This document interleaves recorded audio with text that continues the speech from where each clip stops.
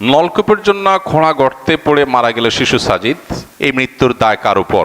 আমাদের দেশে এই ধরনের মৃত্যুর দায় সাধারণত কাউকে কখনো নিতে দেখা যায় না। এর কারণ কি এবং প্রতিকারের উপায় কি? প্রিয় ভাই আমার, আমরা সবাই কম বেশি জানি যে অত্যন্ত মর্মান্তিক একটি ঘটনা গতকাল ঘটেছে, যে প্রায় 32 না 33 ঘন্টা যেন বেশ গভীর একটা গর্তের মধ্যে পড়ে একটা শিশু, ছোট বাচ্চা মানুষ, সে তিলে তিলে মারা গেছে এবং দমকল বাহিনীর লোকেরা, আমাদের ফায়ার সার্ভিসের লোকেরা তাকে উদ্ধার করেছেন এবং পরে ডাক্তার তাকে মৃত ঘোষণা করেছে। এই ঘটনাগুলো বাংলাদেশে কিন্তু অহরহ ঘটে। বেশ কিছুদিন আগে একজন হিন্দু ধর্মাবলম্বী কেউ একজন, সম্ভবত তিনি যাচ্ছেন কারোর বাসার ছাদ থেকে বা উপর থেকে টব পড়ে তার মাথার উপরে তিনি জায়গা মারা গেছেন। এই যে মৃত্যুগুলো হয়, যার যায় সে বুঝে। এই যে বাচ্চাটা গেল, তার বাবা মার কাছে কেমন লাগছে, তারা কতটা কষ্টের মধ্যে 32 ঘন্টা পার করেছেন। বাচ্চা সম্ভবত 120 ফুট বা আরো গভীর কোনো গর্ত, এই গর্তের মধ্যে পড়ে আছে এবং তিলে তিলে মারা যাচ্ছে। এই যে নির্মমতা, এটি কোনো সভ্য সমাজে গ্রহণযোগ্য হতে পারে না। ইসলাম বলে, প্রচলিত আইন বা মানুষের কমন সেন্সও বলে, মানুষের এই ধরনের মৃত্যুর দায় কাউকে না কাউকে নিতে হয়। এই গর্ত যিনি করেছেন, দায় তাকে নিতে হবে। সে কে সেটা বড় কথা না। যে গর্ত করেছেন, আপনি গর্ত করেছেন নলকূপ খনন করার জন্য, খুব ভালো কথা। এই গর্ত খনন করার পর পানি উঠে নাই, আপনি আরেক জায়গায় করেছেন, তাহলে এখানে যে এত বড় গর্ত করেছেন, এই গর্তে একটা মানুষ তো পড়তে পারে, দুর্ঘটনা হতে পারে, তাহলে গর্ত পূরণ করা তো আপনার দায়িত্ব। আপনি যে পূরণ করলেন না, তাহলে সেক্ষেত্রে এক্ষেত্রে যে দুর্ঘটনা ঘটতে পারে সেটা দায় কার? তার। গর্তটা আপনি খুঁড়েছেন।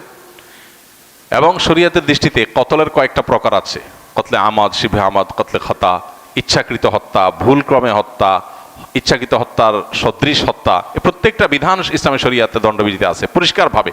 এই ধরনের হত্যা অবশ্যই হত্যার মধ্যে, এই ধরনের মৃত্যু না, এটা হত্যার মধ্যে পড়বে। যে গর্ত খুঁড়েছে এটা ইচ্ছাকৃত ধারালো কোনো অস্ত্র দিয়ে হত্যা করা না, কিন্তু এটাও এক প্রকারের হত্যা এবং এর জন্য তাকে রক্তমূল্য পরিশোধ করতে বাধ্য করা হবে ইসলামী শরিয়ার আলোকে, ইসলামী বিচার ব্যবস্থা থাকলে। আমাদের দেশে প্রায় সময় এই জিনিসগুলো ঘটে এবং কিছুদিন আলোচনা হয়, আমরা হাউতাশ করি, এরপর শেষ হয়ে যায়। কাউকে দায় নিতে বাধ্য করা হয় না। যিনি গর্ত করেছেন তিনি যদি গর্ত পূরণও করে থাকেন, তাহলে যথাযথভাবে পূরণ করেন নাই, এর দায় তার। আর দেশে আইন শৃঙ্খলা, নিয়ম নীতি এগুলো ডেভেলপ না হওয়ার কারণে আজকে দুর্নীতি বা অনিয়ম, এটা এক প্রকারের অনিয়ম। এই অনিয়মগুলো আপনি আমি সবাই আমরা করছি, এটা সিস্টেমে পরিণত হয়েছে। একটা মানুষ নলকূপ করবে, তার জন্য একটা সিস্টেম থাকবে। এখন মুশকিল হলো অনুমতি সিস্টেম রাখলে সেখানে ঘুষের সিস্টেম আবার চলে আসে।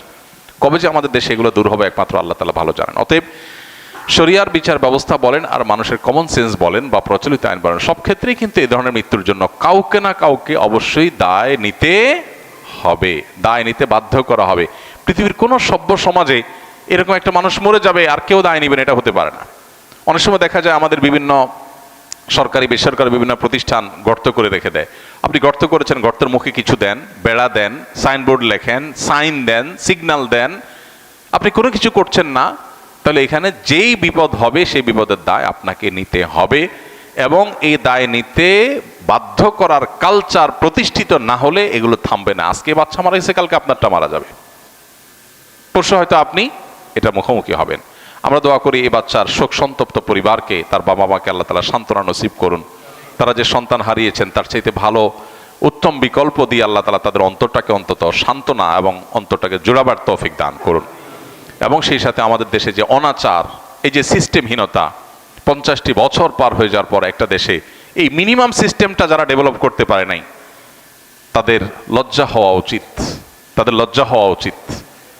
টাকা নাই, পয়সা নাই, অন্যান্য দেশের মতো স্বর্ণের খনি নাই, তেলের খনি নাই, বুঝলাম, কিন্তু সিস্টেমটা ডেভেলপ করার জন্য তো স্বর্ণের খনির প্রয়োজন হয় না। এতটুকু প্রয়োজন পর্যন্ত আমার দেশে পূরণ হয় নাই। এখনো আফ্রিকার অনেক অনুন্নত দেশের মতো চলছে আমাদের দেশ, অথচ উন্নতির ফুলঝুড়ি আমাদের নেতাদের মুখে অনবরত ফুটতে থাকে। তো এটা কখনো গ্রহণযোগ্য হতে পারে না। আমরা দোয়া করি আল্লাহ তাআলা আমাদেরকে এই সিস্টেম থেকে বেরিয়ে আসার তৌফিক দান করুন। আমার জানা মতে টয়লেট, পেশাবখানায় ওযু করা নিষেধ, অথবা দোয়া করা বা আল্লাহর জিকির বা অন্যান্য আমল করা থেকে বিরত থাকতে বলা হয়েছে। আমি শহরের যে ফ্ল্যাটে থাকি সেখানে টয়লেট, গোসলখানা, ওযুখানা একসাথেই। সেখানে যদি ওযু করি, ওযু হবে কিনা, ওযুর আগে পরের দোয়াগুলো টয়লেটের ভেতর পড়া যাবে কিনা, তারপর সেই টয়লেটের ভেতর কাপড় ধৌত করার সময় বিসমিল্লাহ বলা যাবে কিনা, টয়লেট থেকে বের হওয়ার পর যে দোয়া আছে সেটা কি টয়লেটের ভেতরে থাকা অবস্থায় পড়বো নাকি বের হয়ে যাওয়ার পড়বো? টয়লেটের ভিতরে উজু করা যায় না, এটা ব্যাপকভাবে প্রচলিত হয়েছে এবং এটা নিয়ে আমাদের একটা ভিডিও গত 10-12 বছরের একটা পুরাতন ভিডিও আছে, ওইটা মিলিয়ন মিলিয়ন মানুষ শুনেছে এবং সেখান থেকে কেউ কেউ ভুলটা বুঝেছেন। আর সেটা হলো টয়লেটে উজু করা যায় না। মূলত টয়লেটে আল্লাহর নাম নেওয়া যায় না, মুখে উচ্চারণ করা যায় না টয়লেটে, কারণ নোংরা জায়গা আল্লাহর নাম উচ্চারণ করা মাকরুহ। এখন কথা হলো অজুর মধ্যেও যেহেতু বিসমিল্লাহ বলতে হয়, অজুর অংশ বিসমিল্লাহ বলে শুরু করা, এই জন্য ঘুরে ফিরে বলা যায় যে টয়লেটে উজু করা যায় না এ অর্থে। কিন্তু কেউ যদি বিসমিল্লাহ মনে মনে বলে, ওকে, সে উজু করতে পারে টয়লেটে।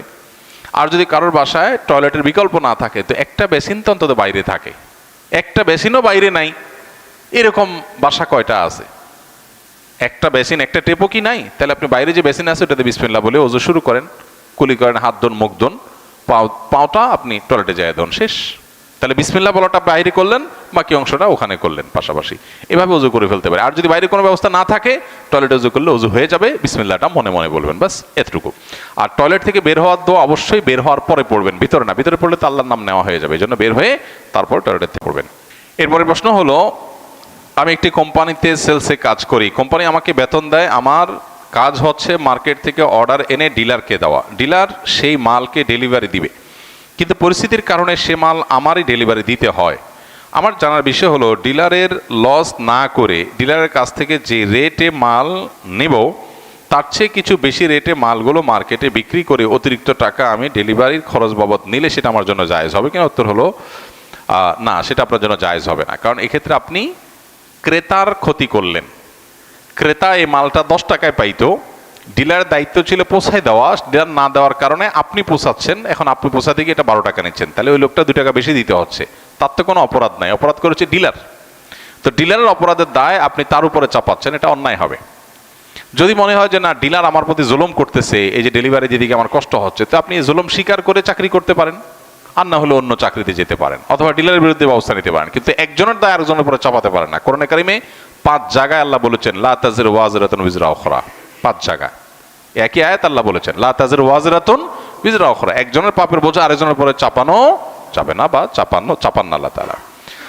আমি ফজর ও মাগরিবের সালাতের পর 3 বার সূরা ইখলাস, 3 বার সূরা ফালাক, 3 বার সূরা নাস পড়ি, অর্থাৎ 3 গুণ 3 = 9 বার। আমার কন্যাকে ফু দেই এবং স্ত্রীকে ফু দেই, তারপর আমার হাতে ফু দিয়ে শরীর মোচন করি। মহোদয়ের নিকট আমার প্রশ্ন হলো, এটা কি হবে 3 জনের জন্য 9 বার নাকি 27 বার পড়তে হবে? হ্যাঁ, খুব দরকারি প্রশ্ন ভাই। অনেকে এই শর্টকাট পদ্ধতিটা করেন। আর রাতে শোয়ার আগে 3 কুল পড়ে শরীর দম করে ফু দিয়ে শোয়া সুন্নাত। আমাদের আধ্যাত্মিক এবং স্পিরিচুয়ালি নিরাপত্তার জন্য এটা খুব জরুরি।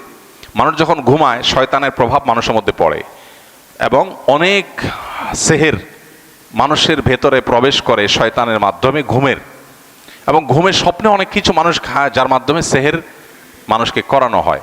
এরকম আরো অনেক ধরনের অনাচার এই সমস্ত ক্ষেত্রে হতে পারে। এছাড়াও আরো বিভিন্ন ধরনের ক্ষতি থেকে বাঁচার জন্য নবী সাল্লাল্লাহু আলাইহি ওয়াসাল্লামের যে আমলগুলো আছে এর ভিতরে একটা হলো, শোয়ার আগে বিছানা গেছেন, 3 বার সূরা ইখলাস পড়েন, 3 বার সূরা ফালাক পড়েন, 3 বার সূরা নাস পড়েন, পড়ে হাতে ফু দিয়ে পুরো শরীরে সেটা মোছেন, যেখানে যেখানে সম্ভব মোছেন। এটা হলো সুন্নাত। এটা নিজের নিরাপত্তার জন্য এবং মাসনুনাবল। এখন তো শুইতে গেলে মোবাইল টিপতে টিপতে ঘুমাই আমরা, এগুলো টাইম নেই। এখন যিনি প্রশ্ন করেছেন তার প্রশ্ন হলো যে তিনি 3 কুল পড়ে ফু দিছেন, 3 কুলেই 3 কুল 3 সূরা 3 বার 3 বার মোট 9 বার, এই এক পড়া দিয়ে নিজেও মুছলেন, বাচ্চারে বউরে সবাইরে মুছলেন। এই শর্টকাট পদ্ধতি করা যাবে কিনা? উত্তর হলো না, এটা করা যাবে না। এটা ওয়ান টাইম, প্রত্যেকে যার জন্য সে করবে। আপনার স্ত্রীটা আপনি করবে, স্ত্রীটা আপনি কেন করবেন? তারটা সে করবে। বাচ্চাটা বাচ্চারে শিখাবেন। বাচ্চা যদি ছোট হয় তাহলে আপনার জন্য একবার পড়ে ফু দিবেন, তার জন্য আবার পড়ে ফু দিবেন। এইভাবে যদি একবার পড়ে ফু দিলে সবাইটা হয়ে যায়, তাহলে তো একবার পড়ে পুরো বাসা, পুরো মহল্লা, মসজিদে সবাই মুছতে গেলেই তো হয়ে যায়।